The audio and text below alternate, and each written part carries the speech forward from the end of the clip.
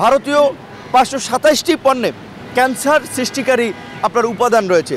এই সমস্ত খাবার খেয়ে বিকলাঙ্গ মানুষ তৈরি হবে, প্রতিবন্ধী মানুষ তৈরি হবে, অসুস্থ মানুষ তৈরি হবে, কিডনি রোগী তৈরি হবে, আপনার শ্বাসকষ্টের রোগী তৈরি হবে।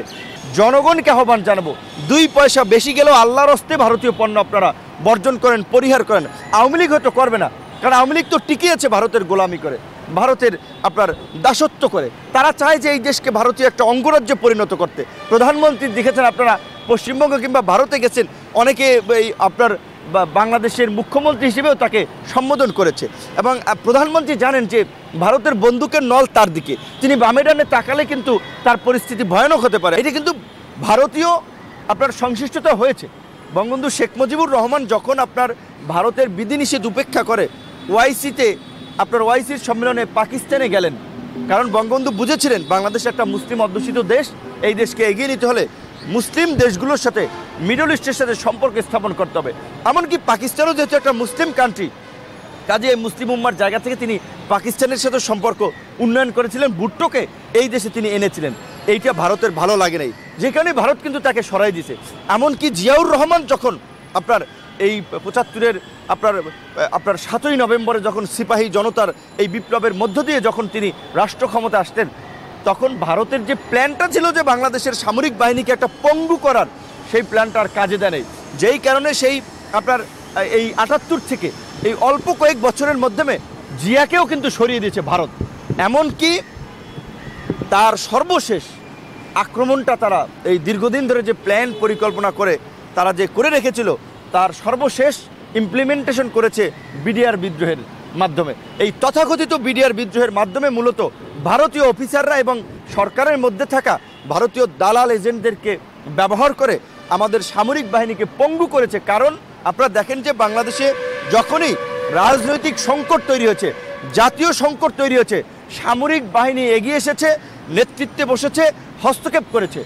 আজকে সাধারণ মানুষও কিন্তু মনে করে যে বাংলাদেশের ক্ষমতার পরিবর্তনের 2টা পথ আছে।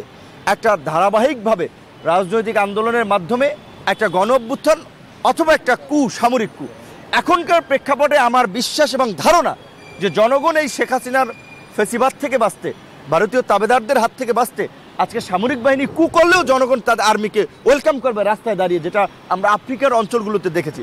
তো কাজেই এই অবস্থায় সামরিক বাহিনী যেন বাংলাদেশে কখনো মাথা তুলে দাঁড়াতে না পারে, রাষ্ট্র ক্ষমতা আসতে না পারে, রাষ্ট্রকে স্বাধীন, সার্বভৌম এবং সুরক্ষিত করতে না পারে, সেই জন্যই এই বিডিআর বিদ্রোহের নামে সেনা অফিসারদেরকে হত্যাকাণ্ডের এই নীল নকশা করা হয়েছিল। এবং এই নীল নকশার সাথে সরকারের এমপি, মন্ত্রী থেকে শুরু করে সেই সময়ের দায়িত্বশীল বেশ কিছু লোকেরা জড়িত রয়েছে। যে বাংলাদেশের সর্বত্র ভারতীয় আগ্রাসন এবং আধিপত্যবাদের বিরুদ্ধে একটা আওয়াজ উঠেছে, ভারতীয় পণ্য বয়কটের আন্দোলন চলছে।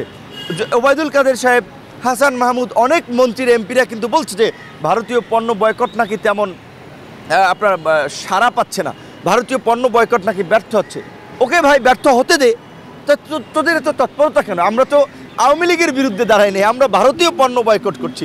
এবং এই ইউরোপ যে আপনার গবেষণা করে দেখিয়েছে ভারতীয় আপনার পণ্যের মধ্যে 18% আপনার গোমূত্র থাকে। ভারতীয় 527টি পণ্যে ক্যান্সার সৃষ্টিকারী আপনার উপাদান রয়েছে।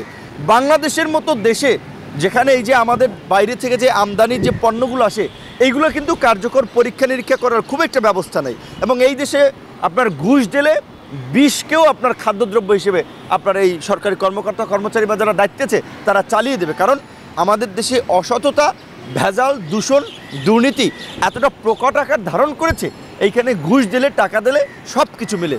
তো এই যে ভারতীয় বিষাক্ত খাদ্যদ্রব্য এই দেশে প্রবেশ করছে, আমাদের একটা সন্দেহ যে এর মধ্যে দিয়ে ভারত কার্যত এই জাতিকে ধ্বংস করার একটা মিশন নিচ্ছে কিনা, যে এই দেশে যেন মেধাবী মানুষ গড়ে না ওঠে।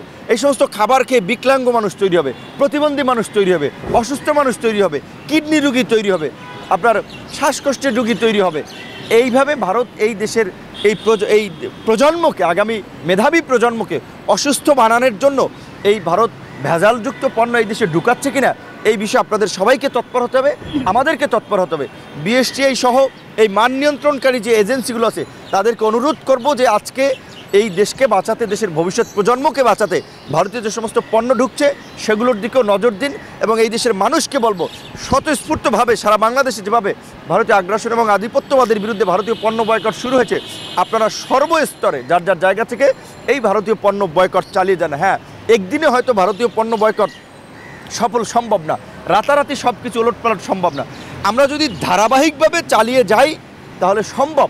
আপনাদেরকে একটা উদাহরণ আমি দিতে চাই যে এরশাদের শাসনামলে ডাক্তার জাফরুল্লাহ চৌধুরী এরশাদ সাহেবকে দিয়ে একটা ওষুধ নীতি করিয়েছিলেন। এই ওষুধ নীতি করানোর আগে বাংলাদেশে 1700 রকমের বিদেশি ঔষধ এইখানে আপনার বিক্রি হতো, সমস্ত ঔষধই ছিল দেশের বাইরের প্রতিষ্ঠান। এখন চিন্তা করেন, আপনি অ্যান্টিবায়োটিক তৈরি করবেন, ইনজেকশন তৈরি করবেন, এইটা কেউ কল্পনা করা যেত 90-এর দশকে আপনি ওষুধ তৈরি করবেন এই দেশে? জাফরুল্লাহ চৌধুরীর এই ওষুধ নীতির ফলে সমস্ত বিদেশি কোম্পানিগুলো পালিয়ে গেছে।